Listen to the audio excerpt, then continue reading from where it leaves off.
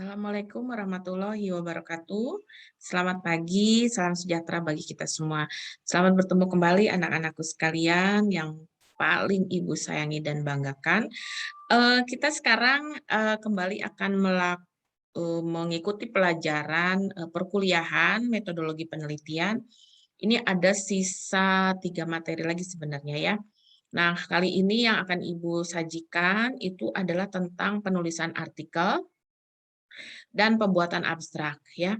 Dan nanti di perkuliahan berikutnya Ibu akan menyampaikan juga materi tentang pembuatan poster penelitian.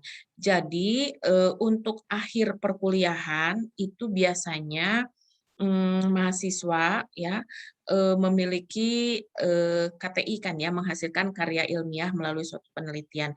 Dan di akhir dari penelitian itu menuangkan bentuk karya penelitiannya dalam suatu naskah artikel yang nantinya akan dipublikasikan ya. Jadi seperti itu.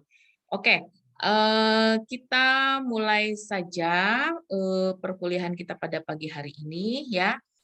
Untuk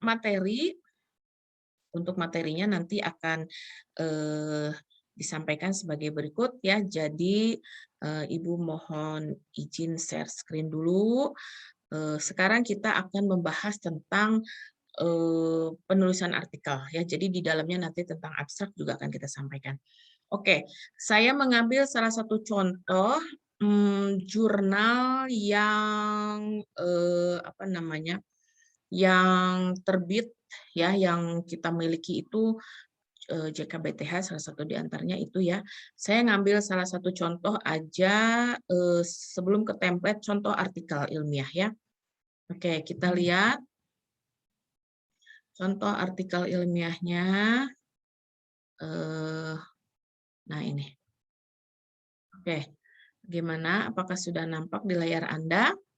Baik, ini adalah salah satu contoh artikel ilmiah yang sudah terbit, gitu ya. Alhamdulillah, ini kita ngambil contoh punya Ibu saja ya. Nah, sebenarnya tentang tata cara penulisan artikel itu tergantung daripada jurnal yang mau ditujunya. Yang mau ditujunya seperti apa, gitu ya. Apa namanya? Sebentar, saya stop share dulu sebentar.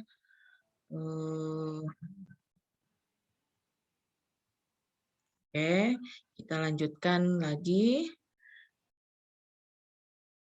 Baik. Nah, ini ya. Jadi kita lihat yang ini. Ya.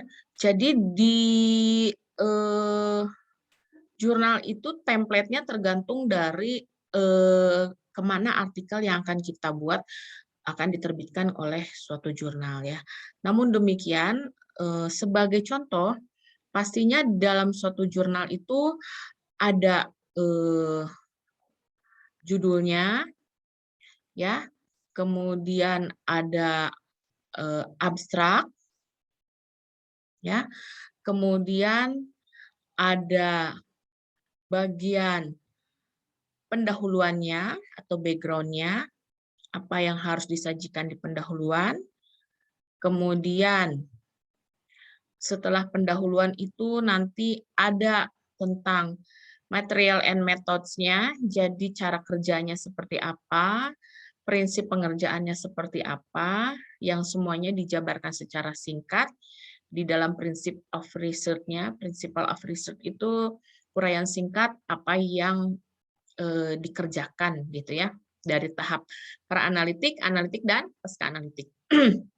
Kemudian alat dan bahan, ya, alat dan bahan juga disampaikan.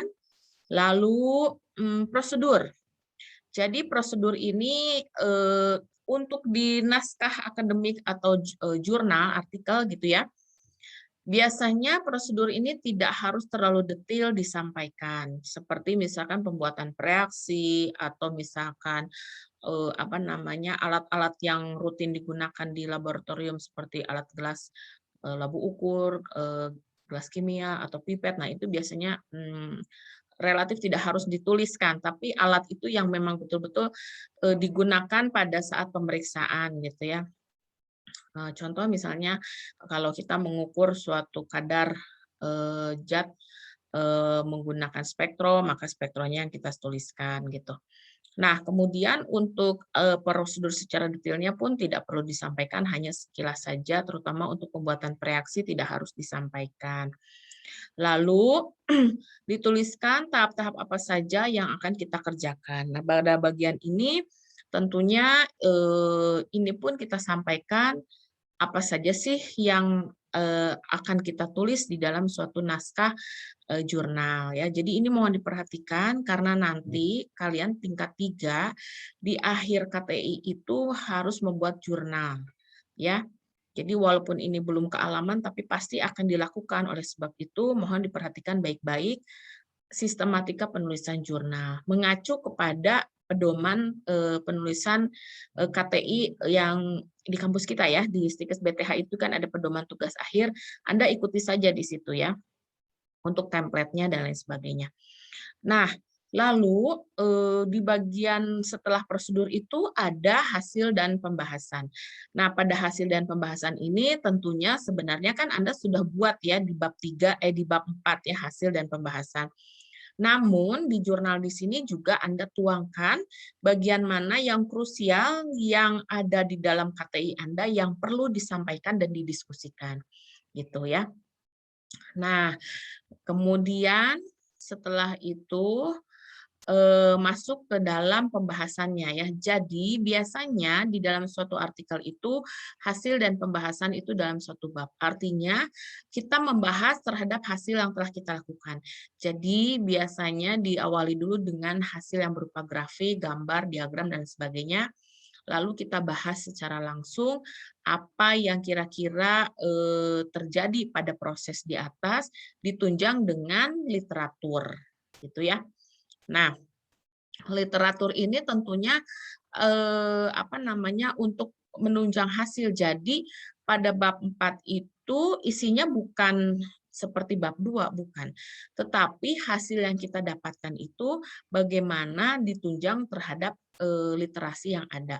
Oleh sebab itu biasanya di dalam bab 4 itu juga mencantumkan hasil penelitian yang sebelumnya telah dilakukan, kemudian bagaimana kaitannya dengan hasil yang setelah kita lakukan, sehingga asumsi-asumsi yang bisa kita bahas itu berdasarkan literasi. Ya. Nah, seperti ini kan contohnya ada apa namanya yang ini ya, ada eh, apa sitasi dari penelitian sebelumnya.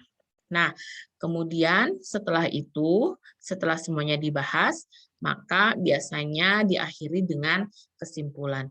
Nah, ini sama ya seperti tadi yang Ibu sampaikan, bisa gambar, foto hasil penelitian, atau misalnya di sini ada grafiknya gitu ya. Silahkan Anda membuat hasil pembahasan itu menjadi sesuatu hal yang enak untuk dibaca. Nah, kemudian pada bagian akhir biasanya di jurnal itu ada ucapan terima kasih. Ucapan terima kasih ini disampaikan bagi penelitian-penelitian yang memang berkolaborasi, misalnya baik inter maupun ekstra institusi, atau misalnya penelitian yang didanai oleh dana hibah, misalnya baik dari lembaga pemerintahan atau lembaga swasta ataupun institusi, ataupun misalkan terhadap tim bekerja gitu ya. Seperti halnya ucapan terima kasih pada KTI ini ya, kurang lebihnya seperti ini. Nah, kemudian conflict of interest itu untuk apa? Jadi conflict of interest ini adalah suatu bagian yang biasanya ditambahkan pada jurnal untuk menyatakan bahwa penelitian yang sudah dilakukan ini tidak ada konflik satu sama lain. Contoh misalnya, pekerjaan yang telah saya lakukan ini ternyata sudah dikerjakan oleh teamwork saya dan saya hanya nebeng nama saja. Nah, apakah sudah ada kesepakatan misalnya dengan antar tim? Nah, kalau misalkan belum ada kesepakatan, maka hal tersebut tidak boleh diklaim menjadi pekerjaan kita. Karena biasanya dalam suatu artikel itu, suatu pekerjaan itu berdasarkan hasil pekerjaan teamwork. Sehingga sudah disepakati nanti siapa yang menjadi penulis pertama, penulis kedua, dan seterusnya. Seperti itu ya. Nah, biasanya kalau untuk di kampus ya, di institusi, pembimbing itu biasanya tidak sebagai penulis pertama, tapi penulis pertama itu adalah Anda yang melakukan penelitian, Anda yang menyusun naskahnya dan lain sebagainya. Seperti itu ya.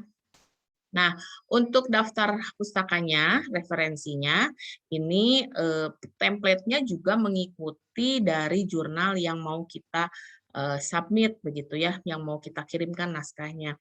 Nah, biasanya template-nya ini ada yang memang ini menginputnya itu pakai Mendeley ya, atau EndNote dan sebagainya. Namun untuk kode penulisannya, apakah misalkan nama jurnal dulu, apakah volume dulu, apakah tahun dulu, dan sebagainya, ini tergantung dari jurnal yang mau kita usulkan untuk diterbitkan naskahnya. Jadi biasanya pola-pola ininya itu berbeda-beda, ya. Nah, ini salah satu contoh jurnal yang sudah terbit. Nah, Ibu stop share dulu ya.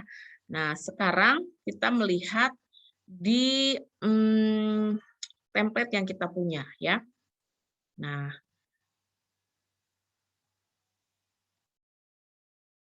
benar, kita lihat juga yang ini. Nah, ini. Ini adalah salah satu template yang dimiliki oleh jurnal BTH ya. Ibu kasih contoh aja seperti ini. Nah, kalau kita lihat di sini ya, kalau kita lihat di sini bahwa di bagian atas itu, di bagian atas ini ada apa namanya? Judul ya. Misalnya saya ngambil judul KTI saya tentang ini. Pembuatan sabun berbahan dasar minyak jelantah dengan penambahan gel lidah buaya sebagai antiseptik alami misalnya. Nah, bagian abstrak ya. Bagian abstrak itu apa sih sebenarnya istilah abstrak? Abstrak itu merupakan suatu rangkuman singkat apa yang telah kita lakukan ya. Biasanya kalau untuk dalam satu artikel itu terdiri dari satu paragraf ya. Nah, isinya itu apa saja? Nah, kita baca. Biasanya abstrak itu no more than 200 sampai 300 kata. Jadi kenapa dia sangat singkat? Ya karena namanya abstrak, sinopsis ya, ilustrasinya seperti apa gambarannya. Nah, untuk abstrak sendiri biasanya untuk yang di buku KTI dengan yang di artikel itu beda format penulisan, tetapi konten isinya kurang lebih sama. Nah, mengapa sama? Ini saya jelaskan sekarang di sini. Kalau kita lihat, ya, kalau kita lihat di sini. Nah, jadi hanya terdiri dari satu paragraf, berisi latar belakang singkat, tujuan penelitian, metode penelitian, ya. Jadi abstrak itu ada latar belakang singkat. Nah, jadi ini kan merupakan rangkuman dari yang Anda buat pada latar belakang masalah ya. Nah, kemudian Anda juga kan di bab 1 membuat tujuan penelitian, ya kan? Nah, tujuan penelitian ini juga Anda uraikan secara singkat. Apa yang memaknai dan apa yang mendasari Anda ingin sekali melakukan penelitian ini sehingga tujuannya jelas. Nah, ini ditulis di dalam abstrak. Nah, kemudian ada metode penelitiannya. Metode penelitian. Ya. Nah, metode penelitian ini tentunya ini juga merupakan ringkasannya. Jadi dibuat secara singkat. Apa sih yang telah Anda lakukan gitu ya pada tahap pra, analitik, dan pasca. Ini pra analitik, dan pasca. Apa saja sih? Ini betul-betul secara singkat karena harus 200 sampai 300 kata. Umumnya seperti itu. Tapi mungkin bisa jadi kalau untuk jurnal-jurnal yang lain ada juga yang lebih dari 200 misalkan 500 kata dan sebagainya tergantung jurnal yang mau kita terbitkannya itu naskah kita itu di jurnal apa. Namun ini saya hanya ambil salah satu contoh di jurnal kita di Stikes BTH itu kan ada jurnal kesehatan BTH. Nah, pada saat membuat abstrak ini yang nanti akan Anda buat pada saat tugas akhir ya, kurang lebih template-nya seperti ini sama, karena ini juga mengacu pada pedoman KTI. Ya, jadi pedoman KTI itu template-nya kurang lebih sama dengan JKPTH. Nah, kemudian metode penilaian dan ringkasan hasil. Jadi yang keempat ini ada ringkasan hasil. Nah, ringkasan hasil itu diuraikan juga secara singkat ya. Jadi yang sudah Anda kerjakan itu metodenya seperti apa, kemudian dibuat juga ringkasannya. Nah, dengan hasilnya tentunya. Sehingga nanti pada saat dibuat ringkasan hasil, temuan-temuan barunya apa misalnya ya, baru terakhir kesimpulannya. Nah, kesimpulannya misalnya kalau Anda mau memeriksa kadar kita kasih contoh yang sesuai. Oh, misalnya membuat sabun ya. Dari segi analisanya ternyata segi analisa pemeriksaan misalnya ya, ternyata bilangan penyabunannya ataupun bilangan asamnya ataupun parameter-parameter lain, kalau kita jadikan acuan standarnya berdasarkan SNI, maka bisa saja dibuat kesimpulannya sabun yang kita buat sesuai dengan standar SNI dan sebagainya. Atau misalkan cemaran mikroba pada air minum misalkan. Nah, Anda buatkan kesimpulannya ternyata cemaran mikrobiologinya sesuai dengan SNI dan sebagainya, atau Permenkes dan sebagainya. Nah, itu dibuat sebagai suatu kesimpulan. Jadi kesimpulan ini betul-betul menyimpulkan apa yang sudah Anda lakukan. Ya.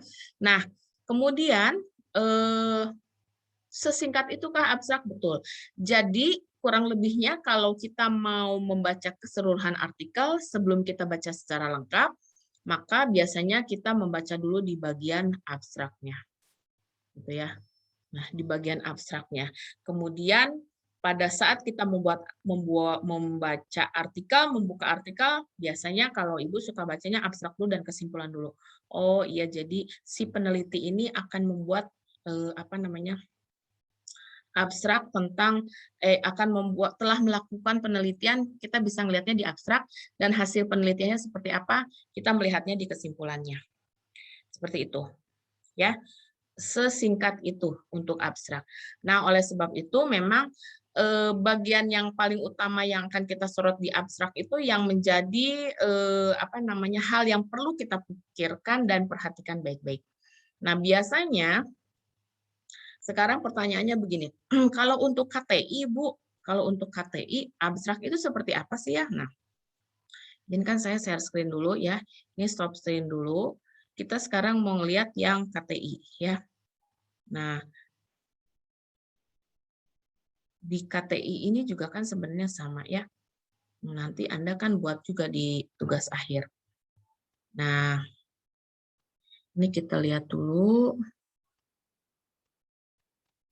Nah, abstrak.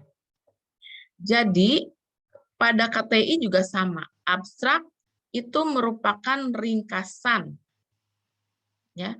Abstrak ini merupakan suatu ringkasan ya.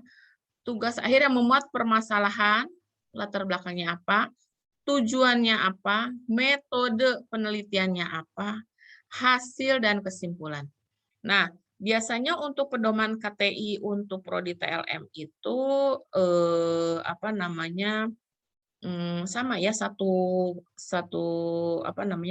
paragraf dan isinya memuat seperti ini. Ada permasalahannya apa, tujuannya apa, metode penelitiannya apa, hasilnya bagaimana, dan kesimpulannya bagaimana. Jadi, ini adalah hal-hal yang harus ada di dalam abstrak. Oleh sebab itu, nggak bisa abstrak hanya isinya pendahuluan saja tanpa menyampaikan hasilnya. Atau mungkin hanya tentang hasilnya saja, tapi tidak tahu ini apa sih yang mendasari melakukan penelitian ini. Oleh sebab itu, ketajaman abstrak ini perlu sekali dipertimbangkan, diperhitungkan, dicermati baik-baik. Karena dengan abstrak kita bisa melihat apa sebenarnya yang sedang peneliti lakukan dan bagian mana yang kira-kira harus disampaikan kepada pembaca. Seperti itu ya. Nah, oleh sebab itu maka perhatikan betul-betul sistematika dalam penulisan abstrak. Nah, ini ya. Nah, kita bisa lihat nanti untuk abstrak dapat dilihat di lampiran 7. Oke, saya coba buka dulu nih ya di lampiran 7. Kita lihat dulu sebenarnya abstrak itu seperti apa.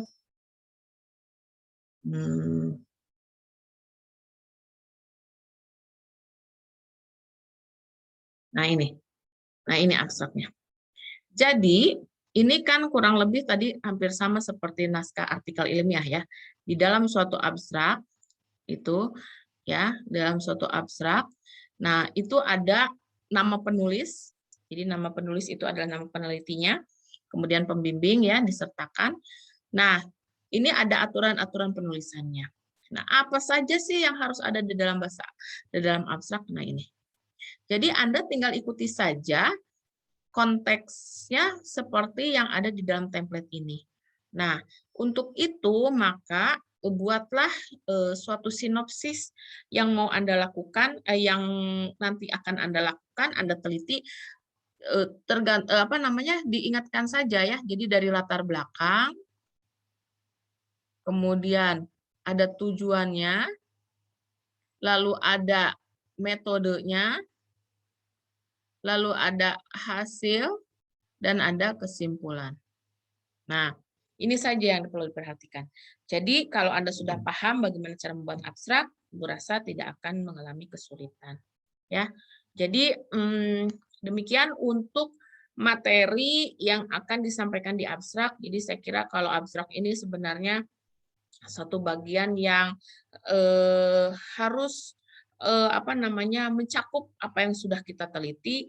Memang terkesan sekilas seperti yang mudah ya, hanya 200 kata, tapi itu tadi, dalam 200 kata kita harus bisa menerjemahkan apa yang sudah kita teliti, tujuannya, latar belakangnya, metodenya bagaimana, hasilnya seperti apa, dan kesimpulan. Untuk hasil, tentunya hasil-hasil yang berimplikasi terhadap hasil penelitian Anda. Seperti itu ya, jadi hasil-hasil yang memiliki pengaruh yang besar terhadap kebaruan apa yang sudah Anda lakukan. Nah, itu saja dari Ibu ya untuk materi tentang abstrak ya. Nah, kemudian di samping abstrak, nanti Ibu juga akan menerangkan tentang bagaimana mempersiapkan artikel ilmiah ya. Jadi untuk materi yang sekarang kita cukupkan saja dulu untuk materi tentang abstrak, dan kita akan ketemu di materi berikutnya tentang menyiapkan suatu naskah artikel ya. Menyiapkan suatu naskah artikel, dan nanti materi berikutnya adalah tentang poster penelitian. Oke? Baik. Terima kasih telah menyaksikan video tentang abstrak penelitian ya. Kita bertemu di materi berikutnya. Assalamualaikum warahmatullahi wabarakatuh. Salam sehat.